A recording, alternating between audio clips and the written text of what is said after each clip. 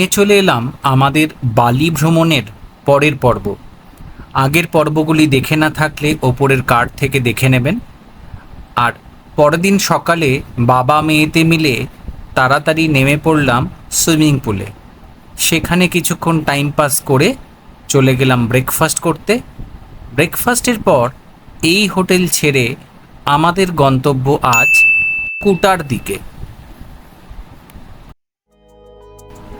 আমাদের চ্যানেলটি এখনও সাবস্ক্রাইব করা না থাকলে ওপরের কার্ড থেকে করে নেবেন। আর এই ভিডিওর শেষ পর্যন্ত থাকুন বাকি সমস্ত জায়গার বিশদ বিবরণের জন্য। Good morning. আজকে আমরা থার্ড ডে। আমরা বেরিয়ে পড়েছিলাম অ্যারাউন্ড 9টা নাগাদ আমরা বেরিয়ে পড়লাম। আজকে আমরা এখান থেকে চেক আউট করে কুটা যাব। তো আমাদের লাগেজ অন্য একটা ভ্যানে করে অলরেডি পাঠিয়ে দেওয়া হয়েছে। তো সেই ভ্যান নিয়ে লাগেজ নিয়ে চলে যাবে আমাদের অন্য হোটেলে। আর আমরা সারাদিনের আজকের যা ট্যুর আছে সেগুলো কমপ্লিট করে রাত্রিরে একদম ডিনার করে তারপরে হোটেলে চেক ইন করবো কুটাতে। আপাতত আমরা যাচ্ছি তানা লট টেম্পল। তো আমরা এরকম ভাবে সবাই বসে পড়েছি, সামনের দিকে সবাই আছেন।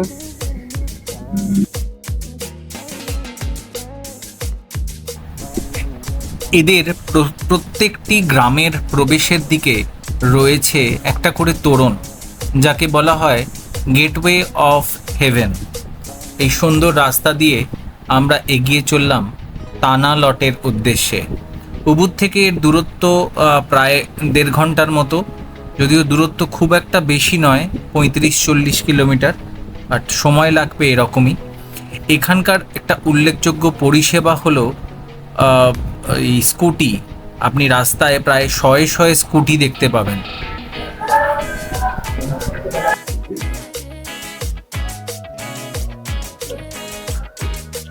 আমরা এখন যাচ্ছি তানা লট টেম্পল। এটা একটা সমুদ্রের মানে নদীর টাইপের আছে, তার মাঝখানে আছে।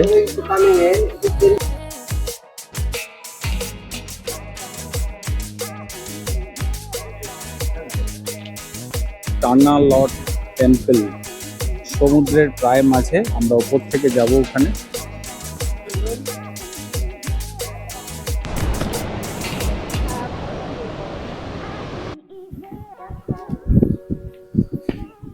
সুন্দর তানা লট টেম্পল সমুদ্রের মাঝখানে। এত সুন্দর ভিউটা দেখতে দুর্দান্ত লাগছে।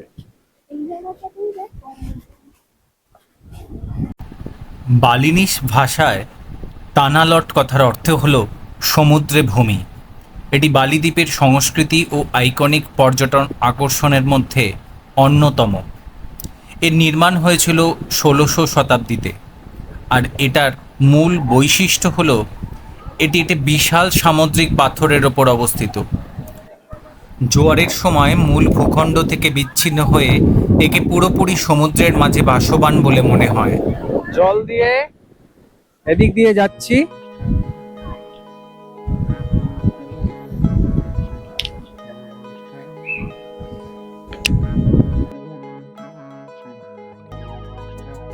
স্থানীয়দের বিশ্বাস অনুযায়ী মন্দিরের নিচের ওই গুহাগুলোতে বিষধর সমুদ্র সাপ বাস করে, যেগুলি মন্দিরের প্রহরী হিসেবে কাজ করে। এই তানালট মন্দিরের প্রবেশ মূল্য ৭৫,০০০ ইন্দোনেশিয়ান রুপিয়া, প্রায় ভারতীয় মুদ্রায় ৫০০ টাকার কাছাকাছি। এই সুন্দর জল ভেঙে আমরা গেলাম ওপারে। সুন্দর এই দৃশ্য দেখে মন সত্যি ভরে গেল।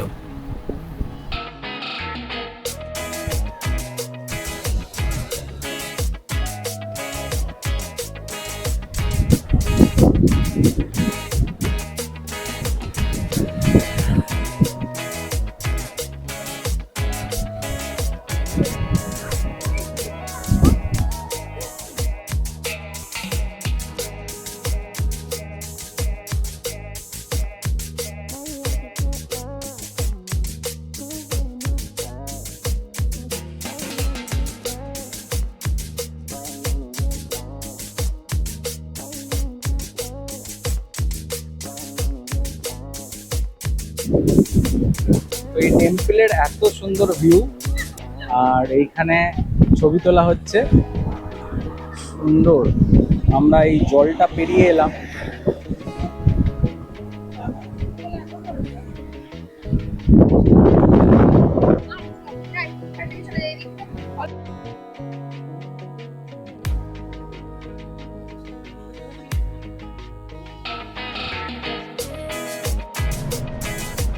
তো আমরা এখন সময় 1:30, আমরা এখানে এসে দাঁড়ালাম কারি ভ্যালি।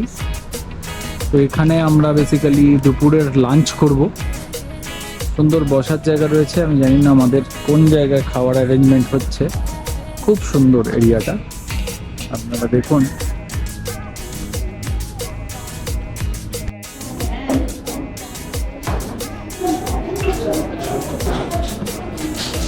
আজকের লাঞ্চ এখানে শুরু হয়ে গেছে।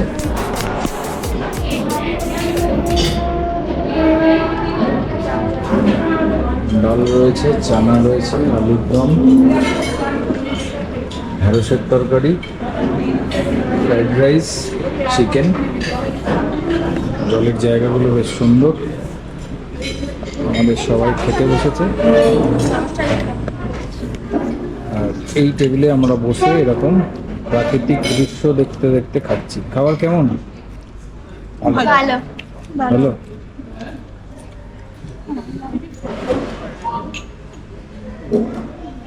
খাবার কেমন? ভালো লাগছে, দারুণ খাবার। লাঞ্চের পর আজকের অন্যতম দ্রষ্টব্য হান্ডারা গেটের উদ্দেশ্যে আমরা এগিয়ে চললাম। এটি বেদুগুল পাহাড়ি অঞ্চলের অবস্থিত অত্যন্ত আইকনিক প্রবেশদ্বার। এটি বিশ্বজুড়ে পর্যটকদের কাছে সমাদৃত হয়েছে ইনস্টাগ্রাম ফটো স্পট হিসেবে। এখানকার টিকিটের মূল্য হচ্ছে 50,000 ইন্দোনেশিয়ান রুপিয়া। ড্রোন ব্যবহার বা ছবি তুলতে গেলে তার প্রাইস আলাদা। আর আমরা এখন যাচ্ছি উলুংদানো লেকের পাশ দিয়ে। হান্ডারা গেট থেকে ঘুরে এসে আমরা যাব উলুংদানো টেম্পলে।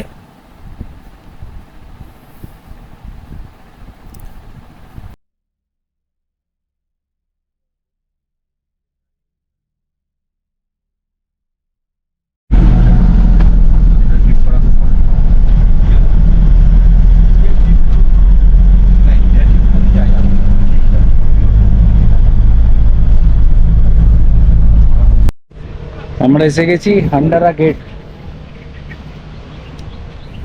এই দেখা যাচ্ছে হান্ডারা গেট। তবে এইখানে লোকজন মোটামুটি লাইন দেবে, তারপরে তাদের কিউ অনুযায়ী গিয়ে ছবি তোলা হবে।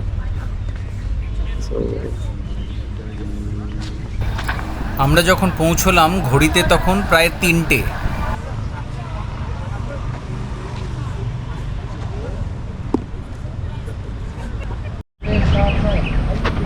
এখন বোধহয় 80 নম্বর লাইন চলছে। এই যে দেখছেন এখানে ট্রিপ, আর বেসিক্যালি এর ভেতরে একটা গলফ কোর্ট রয়েছে, একটা রিসর্ট রয়েছে।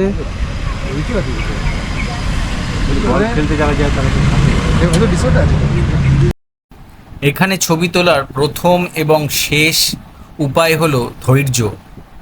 আমরা এই কটা ছবি তুললাম, আমাদের লাইন এলো এবং সব কিছু শেষ হলো প্রায় 5:30টায়। আর এই ছবি ওদের ফটোগ্রাফারকে দিয়ে তোলানোর জন্য জনপ্রতি লেগেছে 10,000 ইন্দোনেশিয়ান রুপিয়া। তো সময় এবং পয়সা দুটোই আপনার একসাথে খরচ হবে এখানে।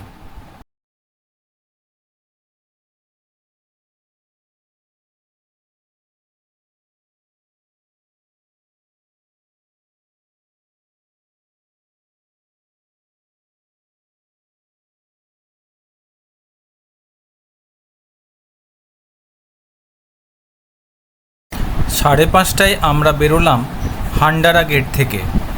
সময় লাগলো 2.5 ঘন্টা। সারাদিন আবহাওয়া ভালো থাকলেও এখন শুরু হয়ে গেছে মেঘের আনাগোনা, শুরু হয়ে গেছে ফোঁটা ফোঁটা বৃষ্টিও। উলুংদানু টেম্পলের দিকে যেতে যেতে রাস্তা ক্রমশ ঢেকে গেল মেঘে। এই উলুংদানু খান্ডারা গেট থেকে বেশি দূরে নয়। এই উলুংদানু মন্দির রয়েছে লেক বেরাতানের শান্ত জলের তীরে। সুন্দর ইতিহাসকে সাথী করে এই লেক এবং তার সামনে অবস্থিত এই মন্দির। যখন পৌঁছলাম বৃষ্টি বেশ তেরেই পড়ছে। গাড়িতে থাকা লম্বা লম্বা ছাতার ওপর ভর করে আমরা ঢুকে পড়লাম মন্দির চত্বরে। এরপর আমাদের ওয়ানাগিরি হিডেন হিল যাওয়ার থাকলেও এই খারাপ আবহাওয়ার জন্য প্রচণ্ড অন্ধকার হয়ে গিয়েছিল এবং আমরা ওই জায়গায় আর গেলাম না।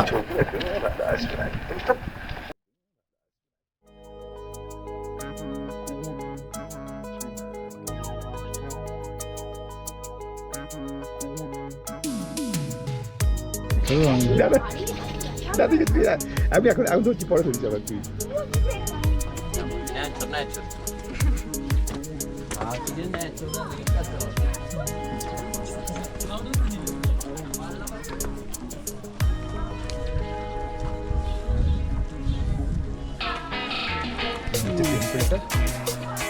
One of the beautiful temples in Bali. And that is the gate to the heaven. Both are not joined. Okay, so the two things that split it like that on the right and the left become one. Yeah. So this is all about what is happening really in our life. Yeah. Still influenced by two things, two energy, one from the right, one from the left, one from the woman, one from the man, one from above, one from below. Yeah. Dark and bright. Yeah, something like that. So Bali people also symbolize that kind of thing with two color also, black and white. I'm sure that you have been seeing that. Yeah, black and white check cloth. Same meaning, like this one. Okay, so when the life already ended, yeah, then the soul is trying to reach the proper place, where their ancestors live, or where the God is. So they try to unite the unity of the soul with the Creator or the God. It is represented by this gate. হ্রদের জলস্তর বেড়ে গেলে মন্দিরটি দেখে মনে হয় যেন জলের ওপর ভাসছে।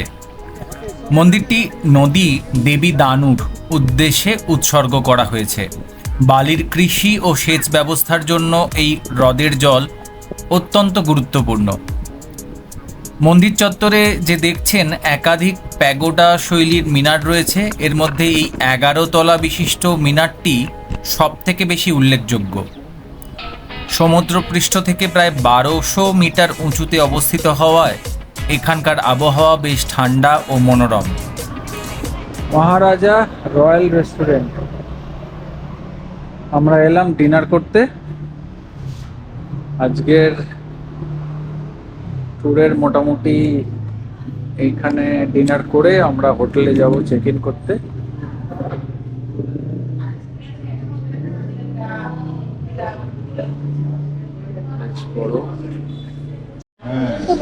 মহারাজার ওয়েলকাম ড্রিঙ্কস, ম্যাঙ্গো জুস, তার সাথে নিমকি ছিল। মোটামুটি সব খেয়ে ফাঁকা করে দিয়েছে। আপনারা যদি ইন্ডিয়ান রেস্টুরেন্টে খাওয়া পছন্দ করেন অবশ্যই ভিজিট করবেন এই মহারাজা রেস্টুরেন্টে।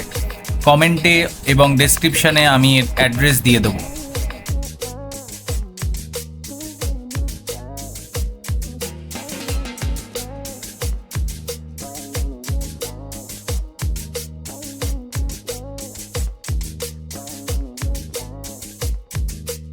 ডাল নাও। ডাল আছে, রুটি, নান আছে, স্যালাড দিয়ে গেছিল, মিক্সড ভেজ, এদিকে চিকেন, রাইস আছে।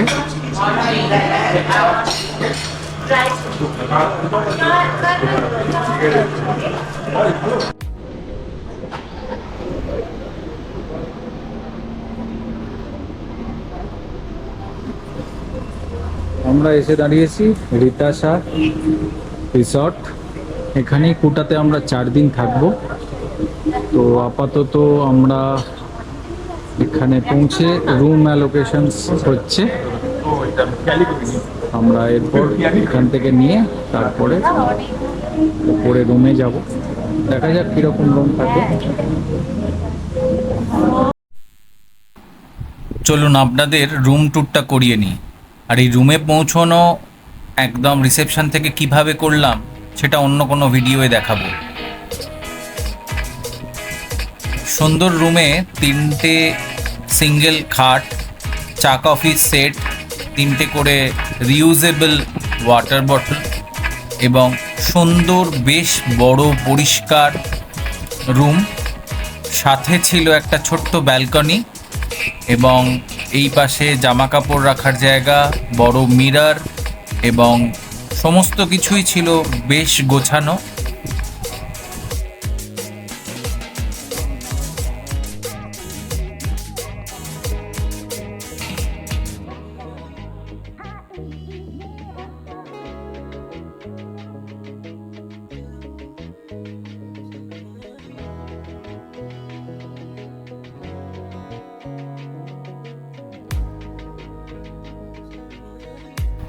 কেমন লাগলো আজকের পর্ব জানাবেন কমেন্টে। আর উপরের কার্ডে দেওয়া রইল আগের অন্যান্য জায়গার ঘোরার ভিডিও। চ্যানেলটি ভালো লাগলে লাইক, শেয়ার, সাবস্ক্রাইব করতে ভুলবেন না। আর বেল বাটনটা প্রেস করে রাখুন, তাহলে আবার যখন নতুন ভিডিও আসবে তাড়াতাড়ি চলে আসবে আপনাদের নোটিফিকেশানে। ভালো থাকবেন সকলে।